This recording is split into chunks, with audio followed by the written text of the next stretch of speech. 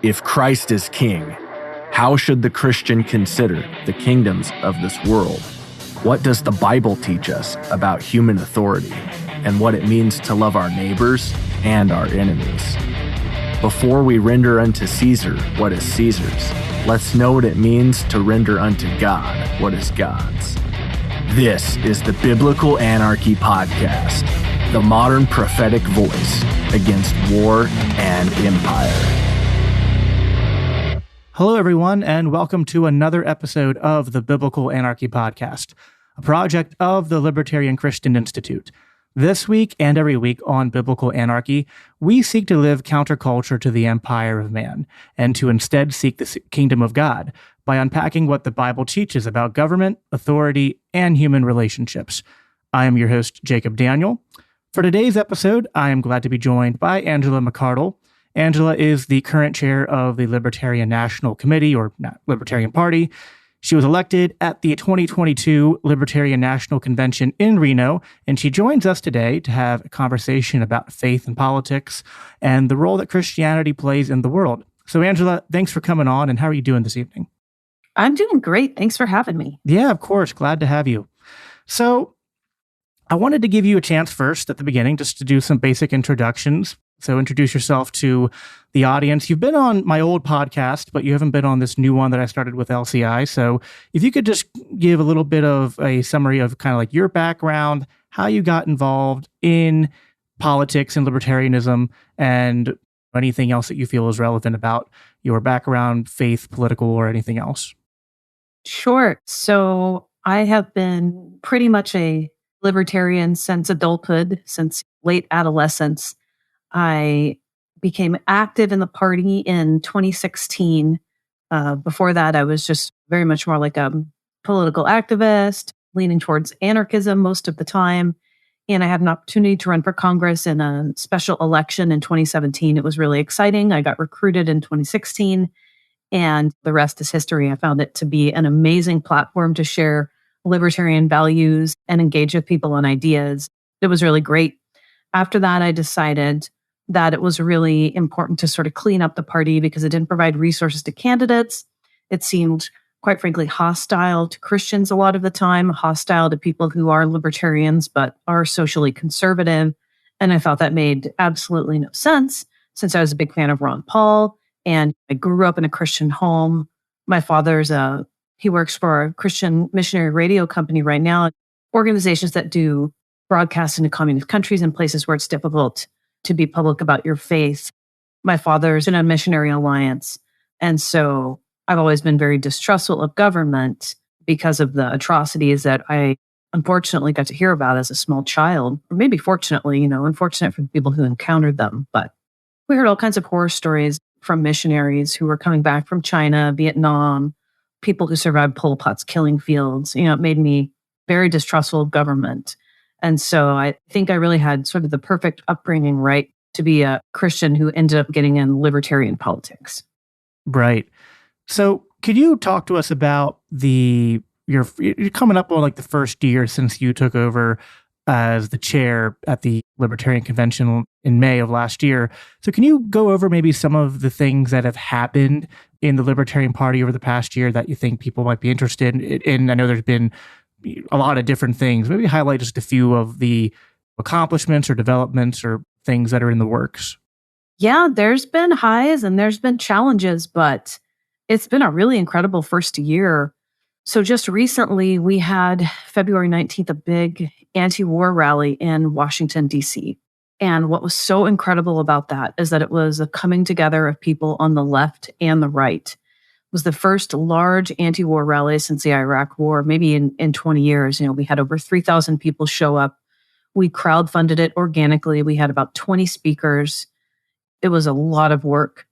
But the end result is that the Libertarian Party gets to spearhead the revival of the anti-war movement in the United States. And that's really phenomenal. And we inspired rallies across the world, too. We've developed a relationship now with Julian Assange's family. We've got a really good camaraderie and working relationship with a lot of people on the populist, dissident left, who otherwise I thought we would have never had anything in common with. So that was a really great experience and it's opened up new opportunities. We just wrapped something called the Independent National Convention, where we were a co-sponsor, getting together with lots of people from all different backgrounds, minor parties, people who are politically independent, people who are interested in policy reform. And it was really encouraging to meet a lot of other libertarians and anarcho-capitalists there, and Christians and people who weren't necessarily Christians, but you consider themselves people of faith who had concern about moral decay in the country and wondered, is there a way to write things like with politics without actually building Christianity or religion, which, that word makes me cringe. I'm sure everyone listening to this understands, but religion into policy. So we had some really great experiences there. We made some really good connections. Going back to sort of the beginning of my tenure, we had a really big Bitcoin fundraiser, kind of like a telethon online. So we made some really good connections to people in that community. They're really jazzed about the new leadership in the Libertarian Party because they had always felt that Bitcoin is really an essential component of breaking away from the control of the Federal Reserve. And so they're enthusiastic that we're supporting it. Yeah, there's just been a lot of really good stuff. We're going to be hosting another Bitcoin event, I think next month in Miami, and just looking for new opportunities and new things to go and do. Yeah. No, the Rage Against the War Machine rally was something I covered on my show pretty extensively. I had Irene from Liberty Speaks on, had Scott Horton on to talk about it, and I had Michael Heiss on after the rally and also talked about a little bit of that as well. And that was really cool to see as a former dissident lefty myself before I became a libertarian. And I just kind of over the last few years went like, what happened to all of my anti-war leftist comrades? They seemed to, after Bernie Sanders became irrelevant, it seemed like they all disappeared, but it was nice to see voices like that reemerge and be present at that anti-war rally. Some of the other things you mentioned there sort of lead into my next question, which is that back at the Libertarian National Convention in Reno, and this is sort of going way backwards in time, but there were changes made to the platform of that convention that at the time, there were some people who thought they were a little bit controversial. There was a change to the abortion plank, and really not really a change, it was just deleted. And now the Libertarian Party doesn't have any direct statement from its platform to say about the topic of abortion. And then also they changed a platform plank that dealt with bigotry and identity politics and how we feel about protecting people's rights and things like that. I think it used to say that we condemn bigotry as irrational and repugnant. And now the language more or less says that we just affirm and defend the rights of all individuals, regardless of race, sex, other aspects of their identities. Gender. Yeah, right. Exactly. So, and I think those platform changes were made by obviously a predominantly led Mises Caucus majority, which was this new contingent within the Libertarian Party who sought to bring in more of the liberty movement and also people who were liberty curious or libertarian adjacent and were sort of hypothetically pushed off or turned off by libertarianism or the Libertarian Party because of some hangups with those two things. So I'm curious, from your perspective now, we're coming up on a year since those changes have been made, have those changes had the desired effect where do we see more people of whether a religious or conservative or just different demographics, people of different beliefs and backgrounds coming into the Libertarian Party or being more open to working with us, coalitioning with us, and et cetera? Absolutely, it did. Deleting the abortion plank was something that at first I was like, man, this is really controversial. I hope it doesn't blow up in our faces. And a couple of weeks after it was done, I thought this is really the right choice. It just took so much tension out of the party. There are people in the party who are still pro-choice, but our platform doesn't tell them that they can't be, right? Finally, though, people who are pro-life can come into the party and feel welcome because the previous platform language regarding abortion really said to keep the government out of it and that it took no position. But when we really dug in and we started talking to people about deleting it, the strongest reaction we got was from people who were pro-choice, who said, you can't do that, you can't do that. And, when you really press, why can't we do that? It's because they believe it takes out the pro-choice language. So, it's a little bit of a trap. It's right. Pro-choice language that's phrased in a way that's supposed to trick us. So I think that was the right move. Candidates now can be openly pro-life on their campaigns and not feel comfortable and not feel like they're in conflict with the national party. That's right. There's the other platform position that changed. Yeah, let's dig into the bigotry. We condemn bigotry as irrational and repugnant. Well, if you're anyone with any sort of political opinion in the last 4 years, you've probably been called a bigot. If you're a Christian and you've been vocal about it, you've probably been called a bigot. So it's kind of like I took the Matt Walsh approach on this one. What is a woman? And I was like, what is a bigot? Right. And everybody could give me an answer, but no one could give me a straight, consistent answer. Right. It's like, well, okay, you explained bigot, but I'm not someone I don't hate gay people.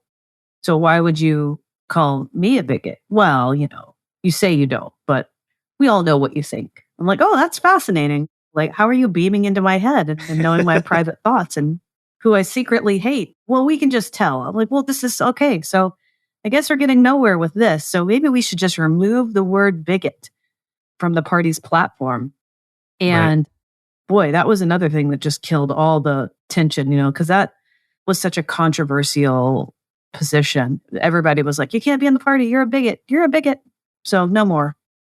Yeah, no, that was, both of those things were things I struggled with when I first got into libertarian circles and Libertarian Party circles because of my Christian beliefs on abortion and also my Christian beliefs regarding things like homosexuality and transgenderism. And it was always confusing to me because I'd be like, listen, on a purely political level, on the issue of transgenderism and homosexuality, those people shouldn't really have any issue with me because all I'm saying is that I privately, in my religious beliefs, have a hard time affirming those lifestyles.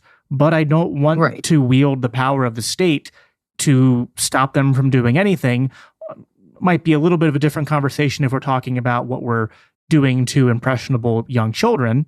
But when it comes to what consenting adults do, I really, politically at least, could care less. But they always had that line, but we condemn bigotry as irrational and repugnant, so you're a bigot, so you're not welcome in the party. And beyond just the silliness of not being able to define that term, the silliness of why would you want to weaponize language like that to prevent potential allies and growth into your party? It's strategically not a good move. So I think there's a need to have some defining aspects. And I think some of the important aspects of libertarianism that got actually further expounded upon, something very important is defining and defending property rights. And I know that's something that people don't talk about, but that's also one of the changes that was made to the platform was to have a more expounded statement on the topic of property rights, which it's I'm not going to gatekeep around much, but if you're not down with property rights, we're going to have a problem. So those were changes that I think were all good. And I think I agree with your assessment that they've been helpful in lowering tensions in the party atmosphere, I think, and making the party and the movement more of an inviting atmosphere for people. So something I wanted to talk to you about, and this is a conversation we wanted to have a while ago, but I had a baby in May and then you had a baby. When was your baby born? I forget. December 4th. December 4th. Yeah. So I had one in May, you had one in December. So we've put the conversation off for a year. But last year at my state convention in Pennsylvania, there was, I won't name them, but there was this person who is also a Christian and a libertarian, at least identifies that way. And he gave a speech that more or less was very obviously in sort of opposition to sort of the new style or new direction that the Mises Caucus was bringing to the Libertarian Party. Because one of the emphases that you saw in sort of this shift in direction was let's not be afraid to just be open and honest about what our principles are. Like, that doesn't mean we need to be intentionally inflammatory or rude or provocative. But, like, if our position is taxation is theft, let's not beat around the bush with that. If our position is, no, we think that we should, for example, abolish laws that say that, like, teenagers can't go, like, and work at age 15 or 16 in a job and enter the career force early, rather than be forced to obtain public indoctrination camps, or what they're called, public schools, until the age of 18, or our positions on war, our positions on really, you name it.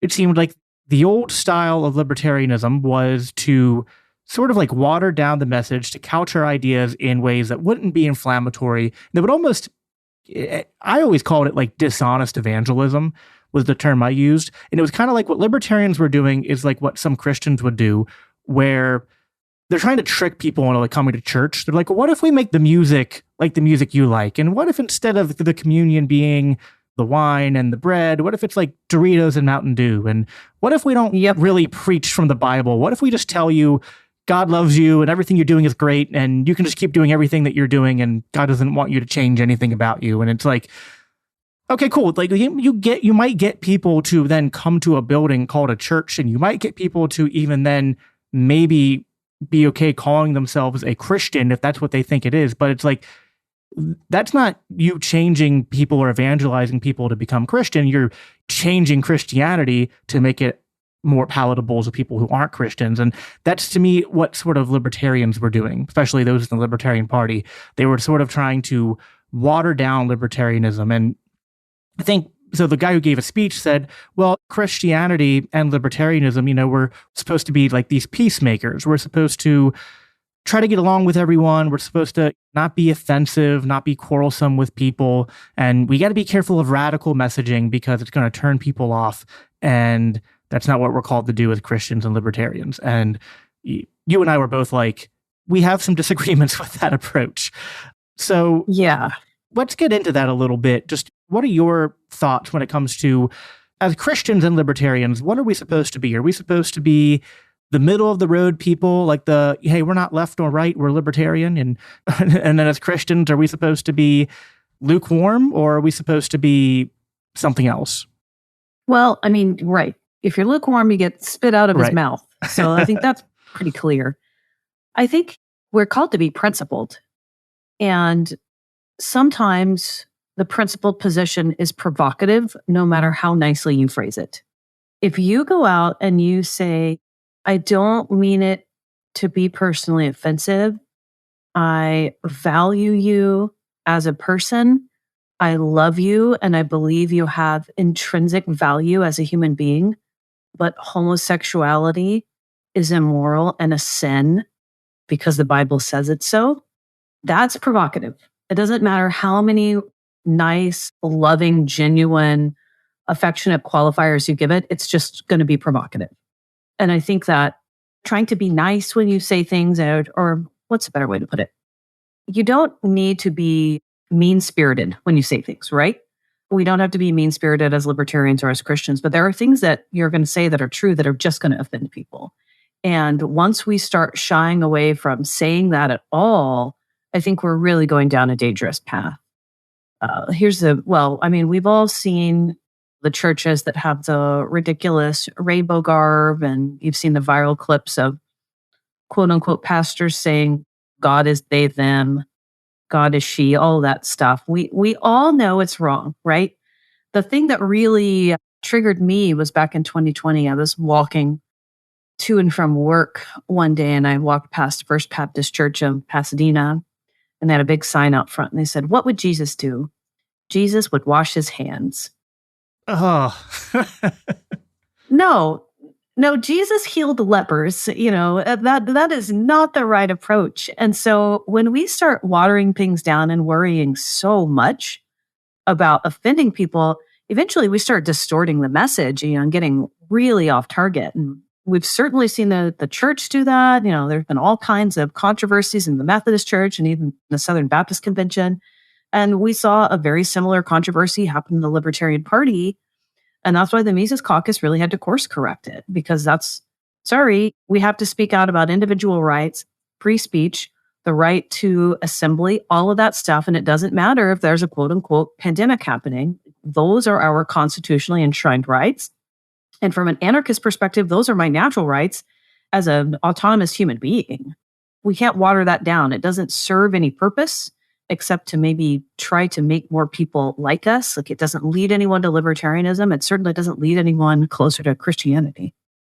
Right. No, I mean, I think Christianity says the truth will set you free. And I think libertarianism is sort of in that same vein of, it's like, if true freedom is not going to come by sort of couching things in the least offensive way possible. It's like sometimes the truth is hard. Sometimes the truth will be upsetting to people, but it's like, if we want to change, it's like an analogy I've often used is like, if I was in the car with you and we were, let's say, driving from Pennsylvania to Las Vegas, and I realized about like 3-4 hours into the drive that you're going the wrong way.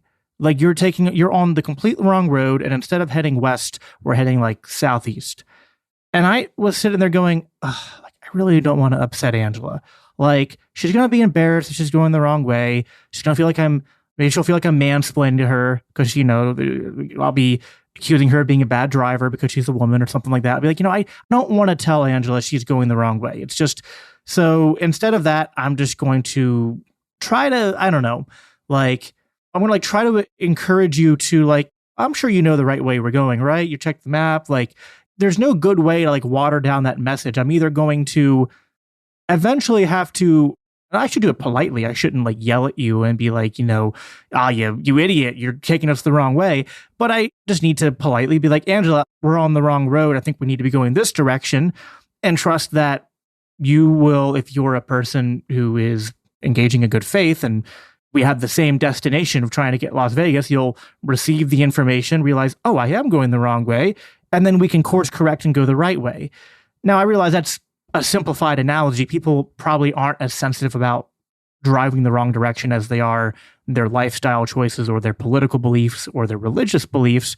But if our goal as Christians and libertarians is to help people to be on the right path towards, whether it's towards God, whether it's towards freedom, then we aren't doing them any favors if we shy away from telling them the truth about, hey, here's how your support of the Federal Reserve and institutions that rely on the Federal Reserve is leading our country and society more towards violence and more towards destruction. And hey, I'm sorry, but you living in this lifestyle is separating you from God, and I'm not trying to hurt you, but I hate to see you doing things that I feel like are destructive to you, and because I love you, I'm going to say something. I mean, and you're a new parent, but this is also how I think we're supposed to parent our kids, is we shouldn't be violent towards them, but if our kids are doing something wrong, we have an obligation to step in as parents and try to set them back on the right path.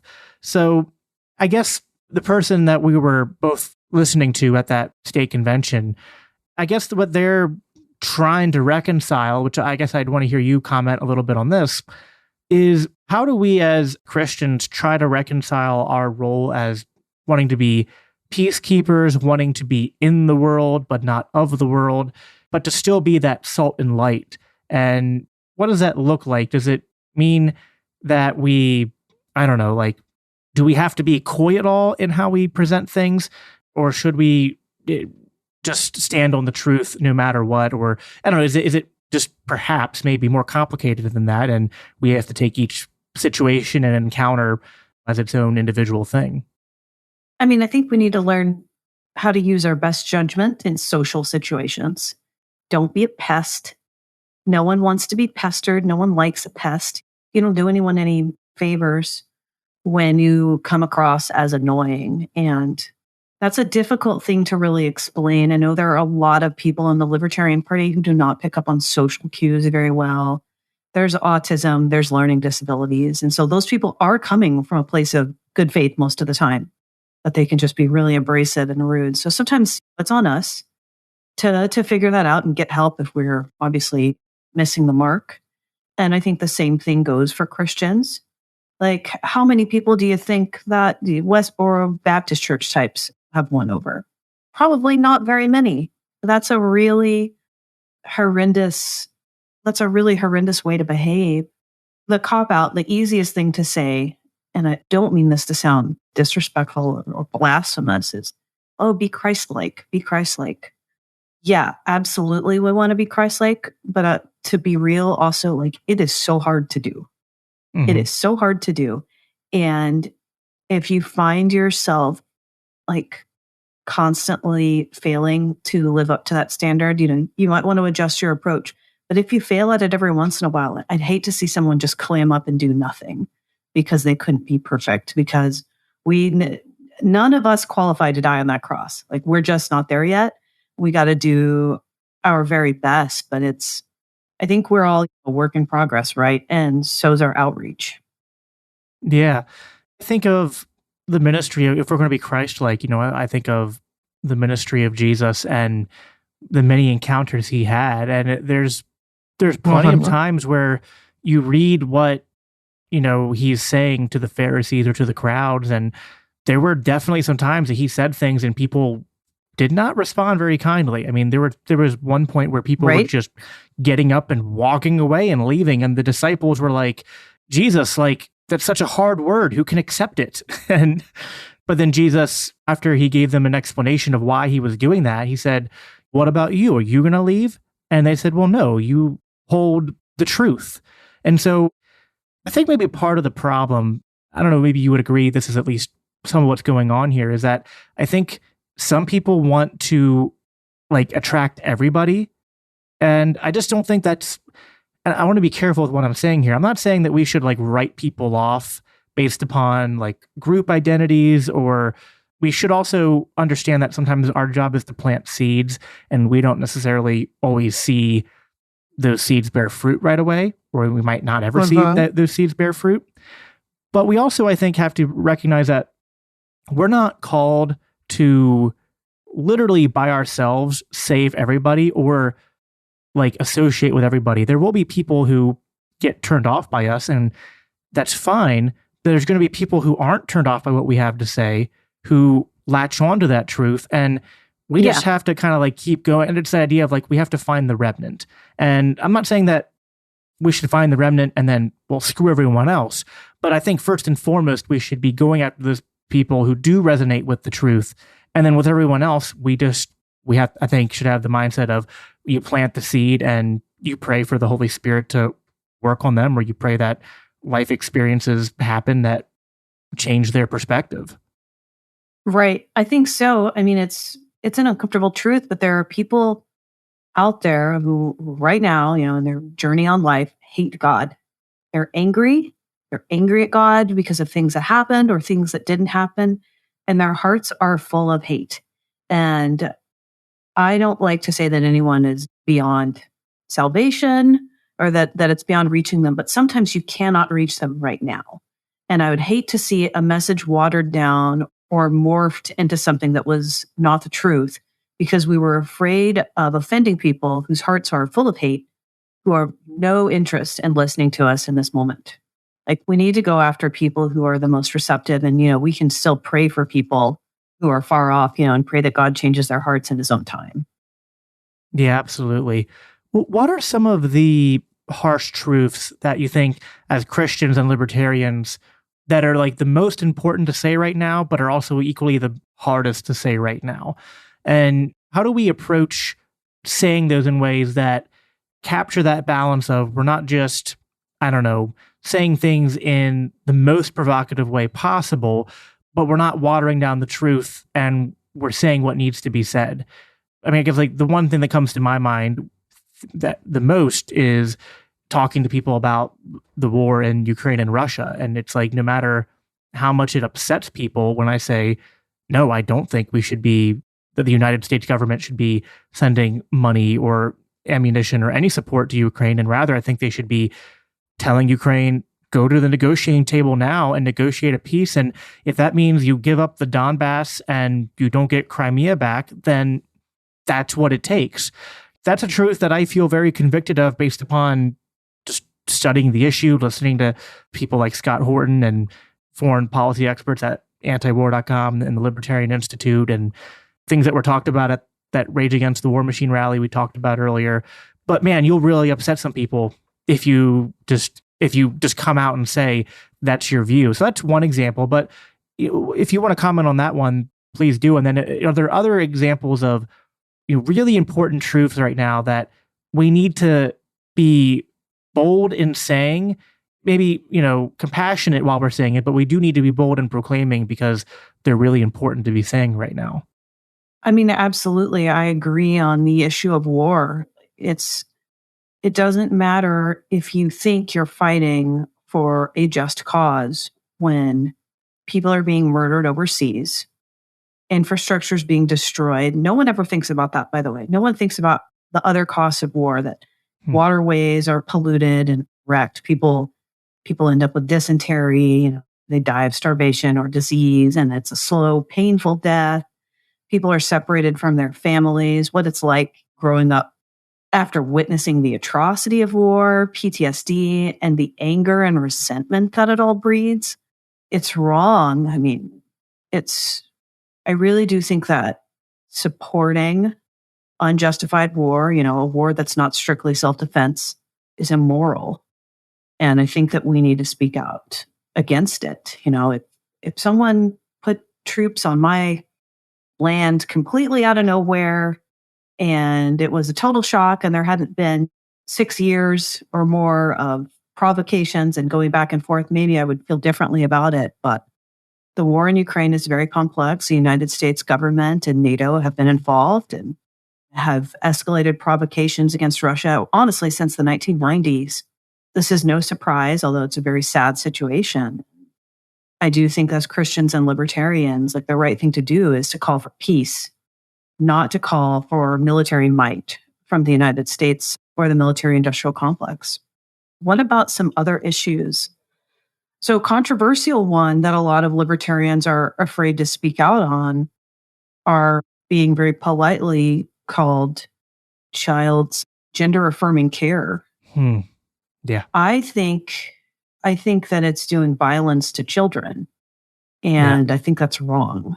And I think that from a libertarian perspective, consenting adults can do whatever they want. I hope they make fully informed decisions. And sometimes there's a little bit of a gray area there, trying to figure out what's fraud, what's informed consent. But with children, cutting off the body parts or disrupting the sexual reproductive system, one of your major body functions as a child, is wrong. And I think that parents who engage in that are committing, honestly, a great evil. And even if they're doing it with good intentions, I do think that it's a right to call it out. Yeah.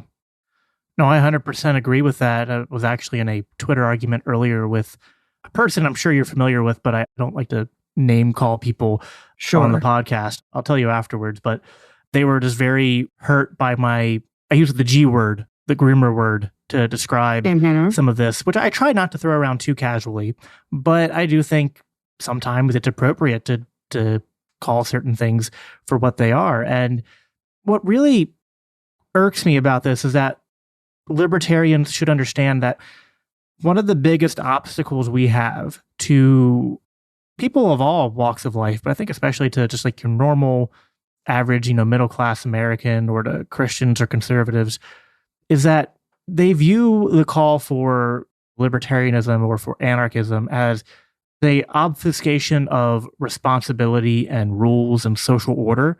And I know you don't believe that, and I don't believe that. I actually just, my last episode, did this whole bit on how we don't need the state for there to be social order. And if anything, the state is the biggest obstacle to a godly, biblical social order. But we turn off people to the idea of a spontaneous order when there are people who are using that title libertarian and then saying parents don't have a responsibility to protect their kids and to raise them in a certain way. And I want to be clear here, this is a complicated issue. I'm not exactly a huge fan of what, I know there's some libertarians who are more in our camp who have said that they are okay with the state coming in and overriding the decision of parents if they decide with doctors and stuff to have their children be given what's called gender affirming care. And I'm sympathetic to the call for, well, we have to use the state to intervene there. But I'm also hesitant because I just know, all right, but once we give the state the power to say, well, parents are no longer sovereign over their kids in comparison to the state, well, then that opens a really big slippery slope, I think, to be like, oh, well, and isn't this the same argument with guns, right? There are people on the right saying we need to ban transgender people from having guns because it's a mental illness. It's like, okay, so then you do that, and then a year from now, conservatism will be called a mental illness. Christianity could be called a mental illness. And so if we say, oh, parents who allow their children to be given gender affirming care are child abusers, so the state should take their kids away. Okay, how long until that's turned around on us and it's like, oh, taking your kid to Sunday school? That's grooming. Oh, not giving your kid certain medical procedures? I'll just leave it vague like that for YouTube. Mm-hmm. How long until that's considered child abuse and the state can come take your kids? So no, I sort of reject the idea of the state being a solution to this problem.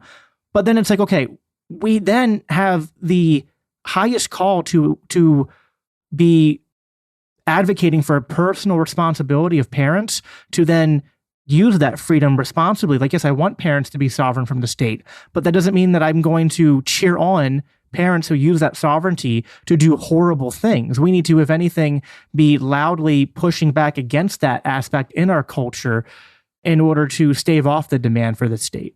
What are your thoughts on that? I think ultimately, like, why do we need the state to get involved? We're using the state to try to correct something that's a cultural problem. This is the same with Drag Queen Story Hour, people who are outraged and want to make it illegal. I'm completely sympathetic to that. When I see it, I'm very upset and disgusted. But there's a bunch of people who are taking their kids there. That is the issue. There is, for some reason, they feel compelled to do this and feel like it's a good thing. And we really need to address that culturally. And that's where Christianity, I think, does more of the heavy lifting even than libertarianism does. Libertarianism is not a perfect moral framework.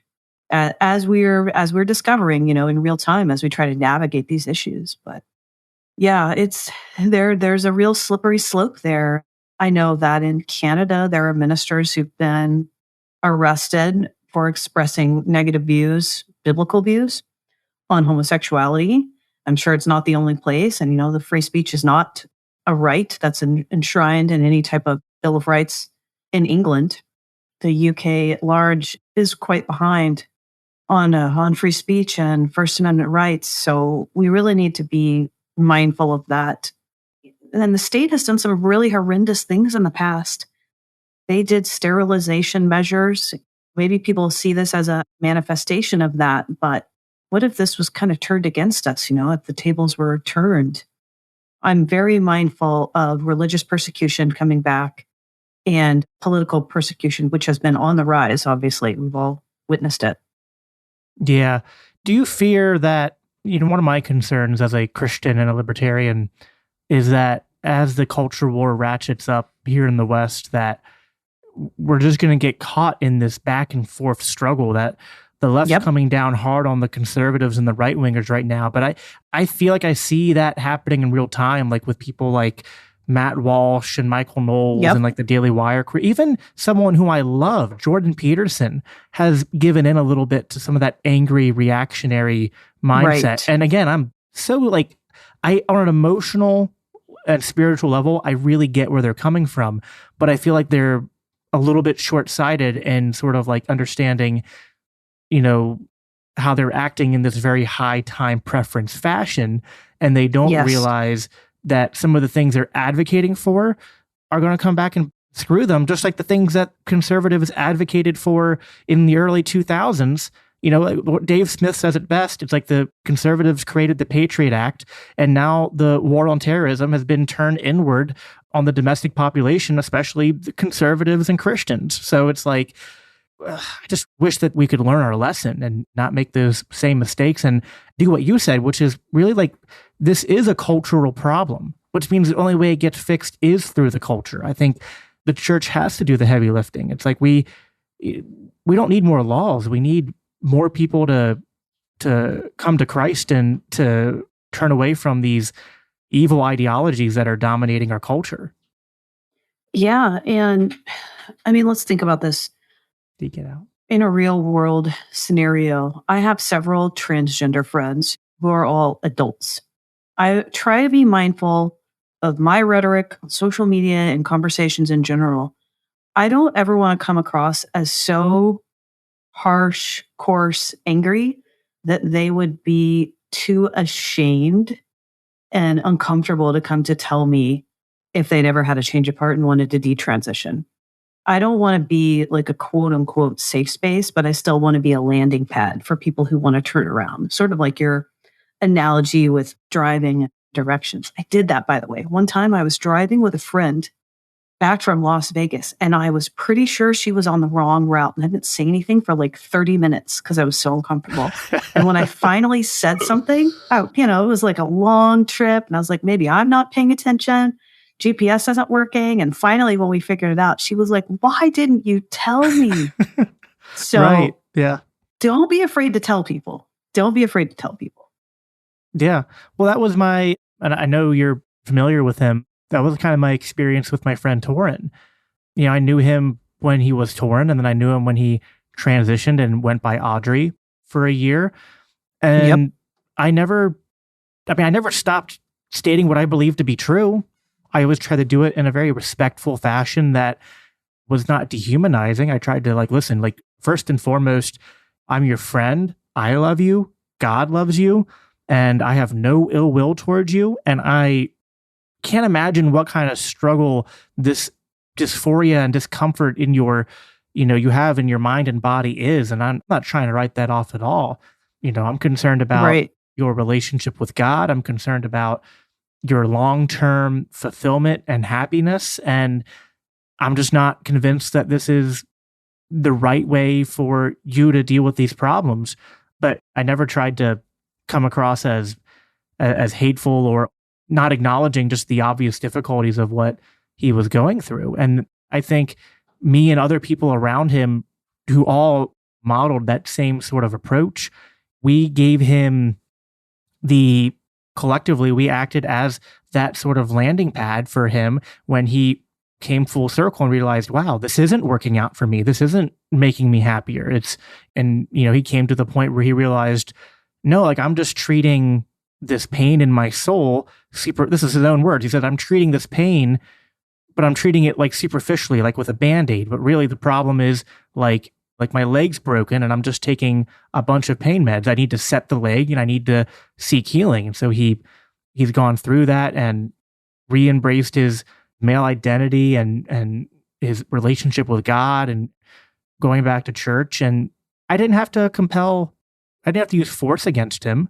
We didn't have to use the state to put him back on the right path. I think if anything, that would have just made that situation worse. And so I think it's tough. I think we as Christians need to, really embrace that sort of kingdom mentality and have that low time preference to understand that God's timing isn't our timing. We often see evil and we see sin, we see problems, and we want those quick fixes. But God will ultimately bring justice and healing, but he doesn't do it in our timing, and we have to be patient and wait on that. And when we rush it and we try to force things, it doesn't go well. Absolutely. There's a real disconnect, right, between the timing of a social media soundbite, a short video clip, and how long it takes for something to sink in and for someone to decide they're going to make a change, be comfortable with it, enact it, and complete it and stick it out. Those are two completely different timelines. And I've watched what Torin has gone through, maybe not from as close up of a view as you have. And I thought it was really encouraging.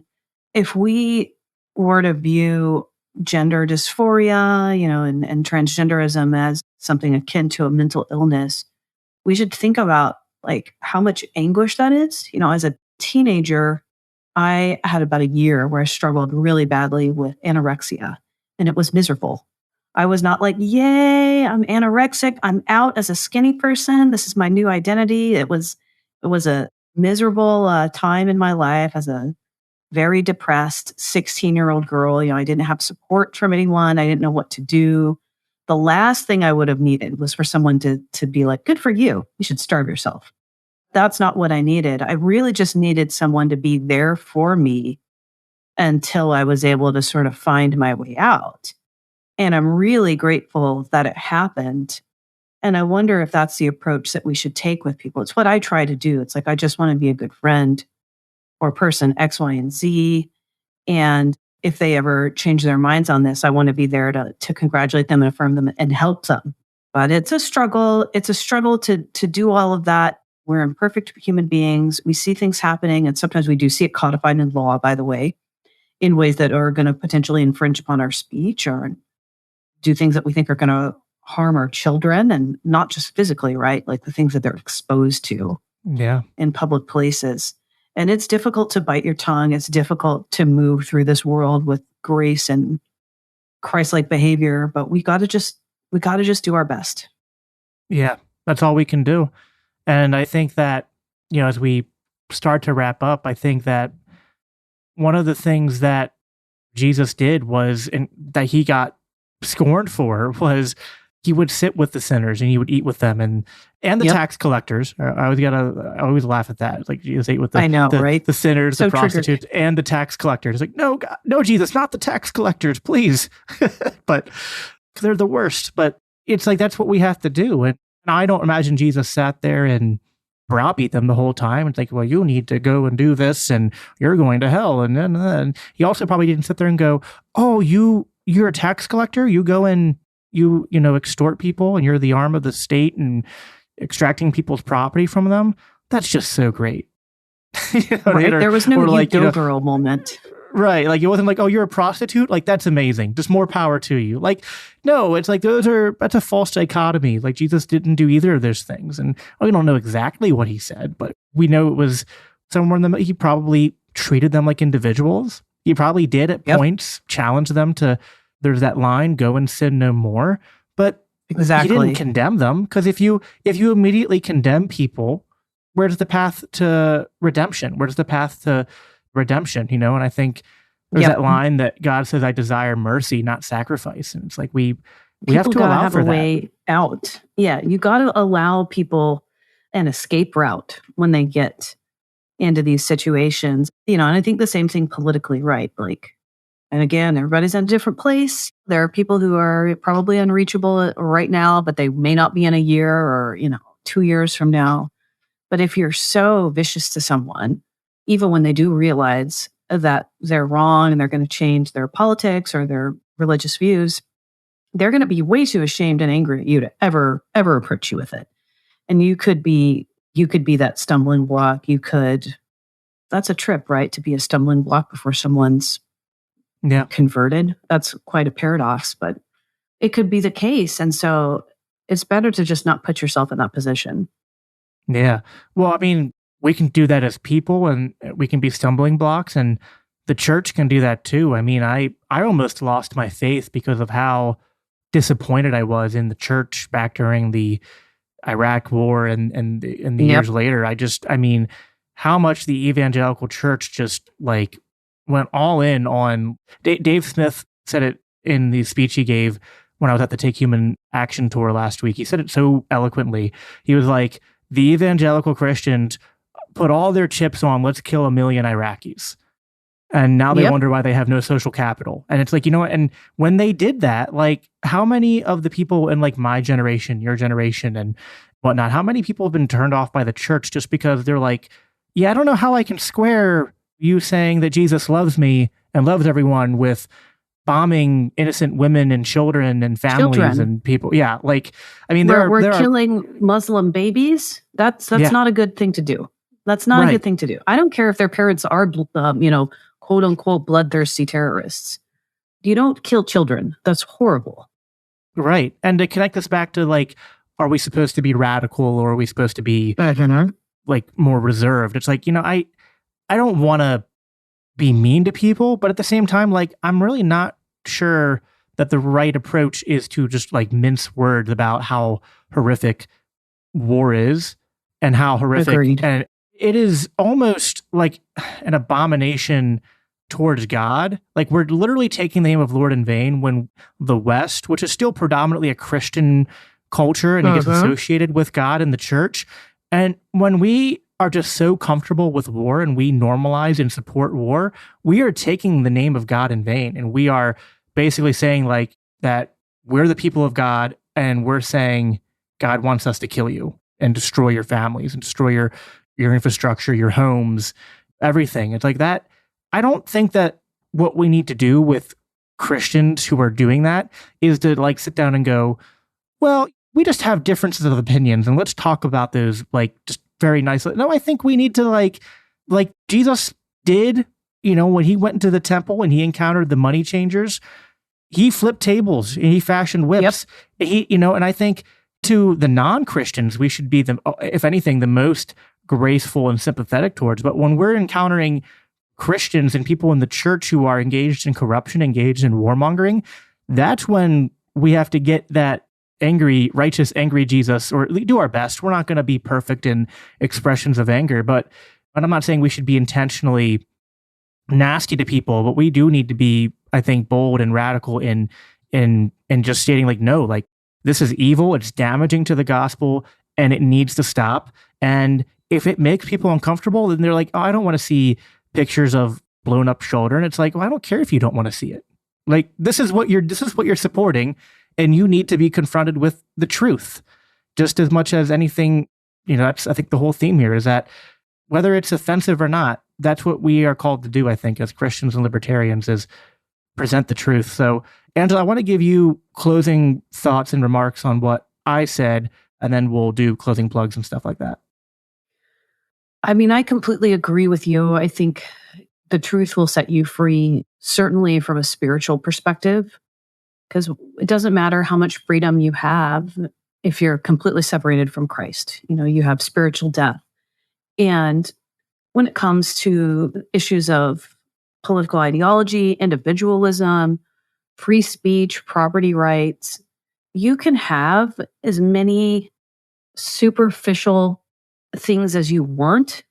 You can like, if you try to grab everything maybe through power, like that post-libertarian talking point, but you completely lose every libertarian belief along the way. Like, what does it matter? Now you're just playing the same game of lording your authority over someone else. And maybe it's the same way if you're too afraid to actually, exercise your libertarian ideology. I think maybe that's the easier trap to fall into, right? Then you're definitely trapped in a bit of an ideological prison when you're too afraid to say anything and speak your mind. Like, you're just held hostage.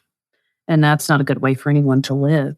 So I would encourage everyone, if you're a libertarian or an anarchist and a Christian, to exercise your voice, to speak the truth, and to try to share the truth with as many as people as possible, and use your best judgment on how brash, and forward you want to be, but never couch the truth in lies for the sake of someone's feelings.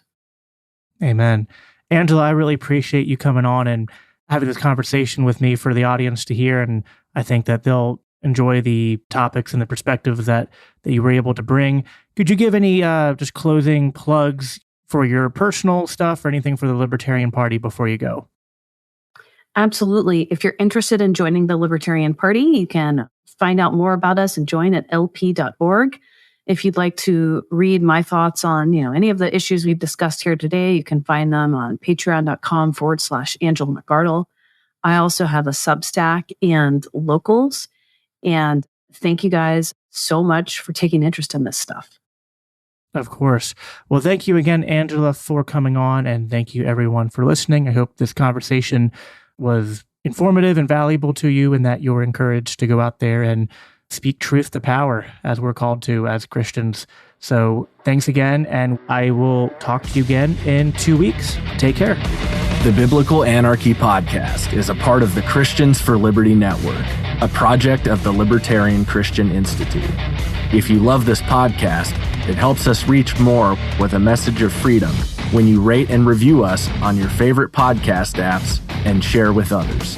If you want to support the production of the Biblical Anarchy podcast, please consider donating to the Libertarian Christian Institute at biblicalanarchypodcast.com, where you can also sign up to receive special announcements and resources related to biblical anarchy.